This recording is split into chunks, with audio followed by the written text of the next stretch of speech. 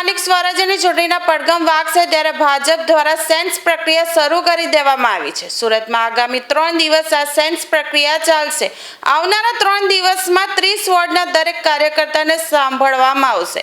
આજથી સેન્સ પ્રક્રિયા શરૂ થતાં ઉધના સ્થિત ભાજપ કાર્યાલય ખાતે દાવેદારોની ભારે ભીડ જોવા મળી છે। પ્રથમ તબક્કામાં વોર્ડ નંબર 1 થી 12 ના ઈચ્છુક ઉમેદવારોને સાંભળવામાં આવી રહ્યા છે। સવારથી જ મોટી સંખ્યામાં કાર્યકર્તાઓ બાયોડેટા સાથે કાર્યાલય પર ઉમટી પડ્યા છે। ઉલ્લેખનીય છે કે છેલ્લા કેટલાક દિવસથી રાજ્ય ચૂંટણી પંચ અને વહીવટી તંત્ર દ્વારા આગામી સ્થાનિક સ્વરાજ્યની ચૂંટણીને લઈને એક્શન મોડમાં તૈયારી હાથ ધરવામાં આવી છે।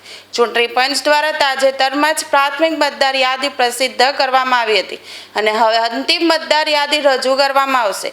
જે રજૂ કરવામાં આવ્યા બાદ આગામી 2 થી 3 દિવસની અંદર રાજ્ય ચૂંટણી પંચ દ્વારા મહાનગરપાલિકા, નગરપાલિકા, જિલ્લા પંચાયત અને તાલુકા પંચાયતની ચૂંટણી જાહેર કરવામાં આવશે।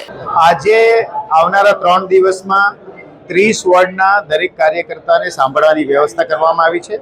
આજે પહેલા દિવસે 12 વોર્ડની ટોટલ 4 ટીમ, દરેક ટીમમાં 3 સભ્યો છે અને સવારે 10 વાગ્યાથી રાત્રે 10 વાગ્યા સુધી દરેક કાર્યકર્તા પોતાની વાત રજૂ કરી શકે એની વ્યવસ્થા સુરત મહાનગરે કરી છે।